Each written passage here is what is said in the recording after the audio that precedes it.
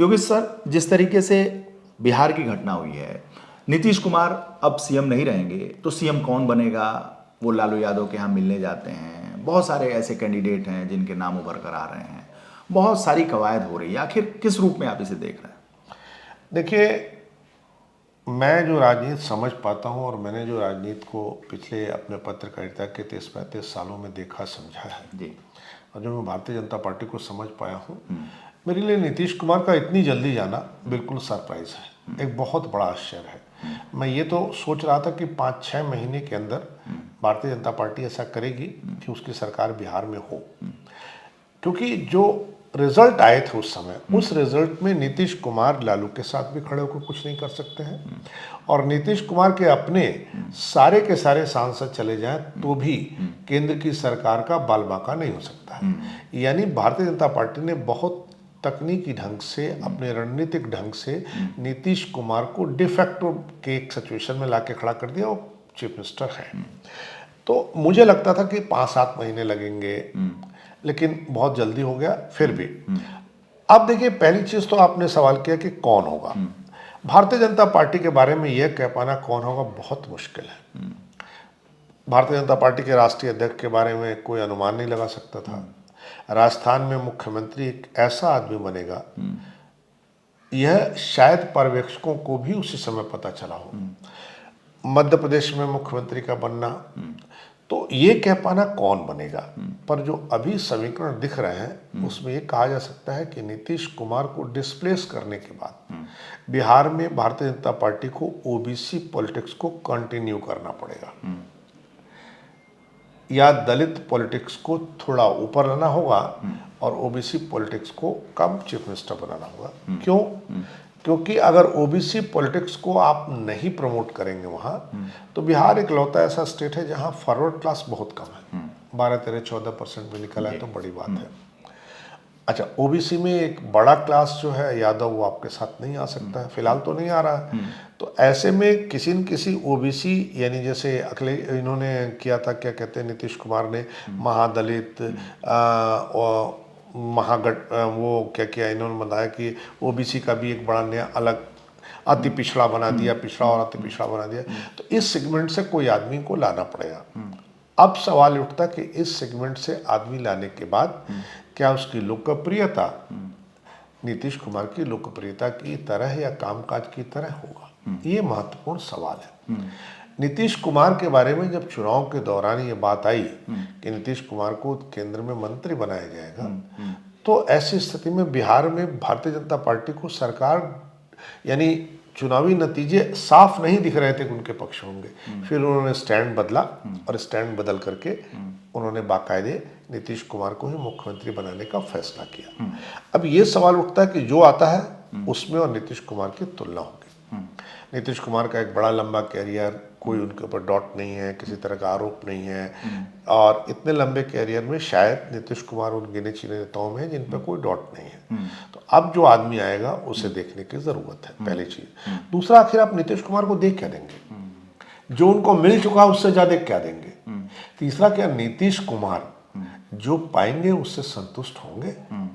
एक और बहुत महत्वपूर्ण सवाल है कि नीतीश कुमार का बेटा बयान देता है कि अमित शाह जी ये कह के गए हैं कि उनके पिताजी मुख्यमंत्री रहेंगे, और नीतीश कुमार मुख्यमंत्री पद छोड़ने की स्थिति में दिख रहा है।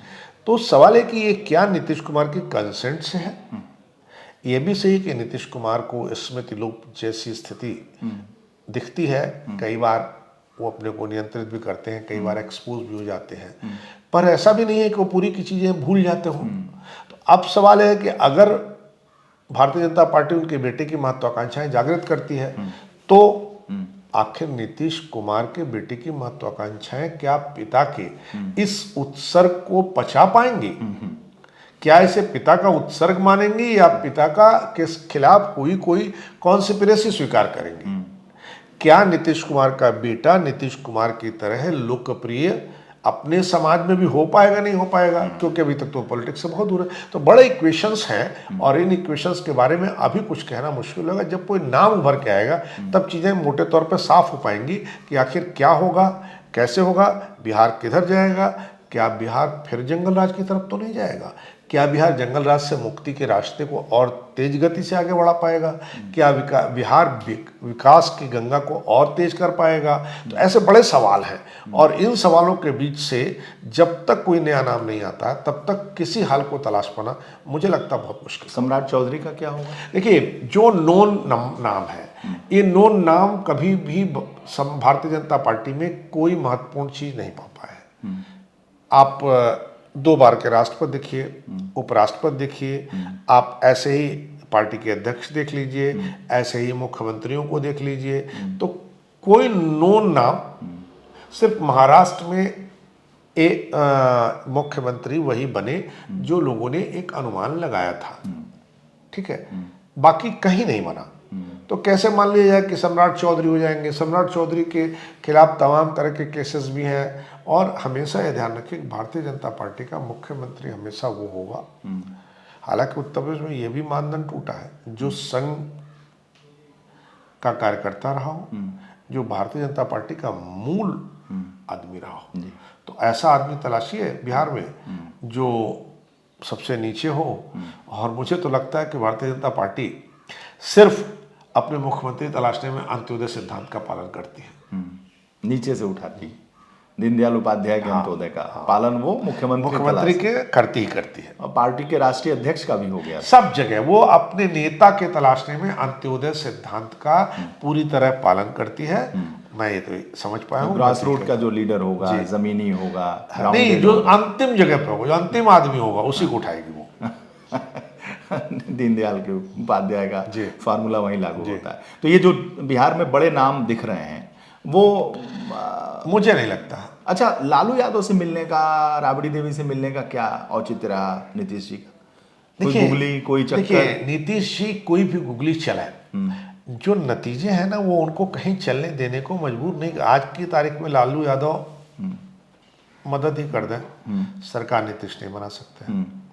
नीतीश अपने सारे लोगों को तोड़ लें, सारे सांसद विड्रॉ कर लें, तो भी केंद्र की सरकार नहीं जा सकती है।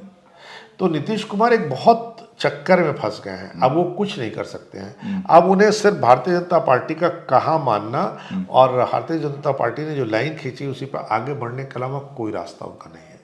उन्होंने वो एक मौका खोया जब इंडिया गठबंधन उनको एक बड़ा पद देना चाहता था, और उस समय नीतीश कुमार अगर इंडिया गठबंधन में गए होते तो आज लोकसभा चुनाव के नतीजे कुछ दूसरे दिख रहे होते।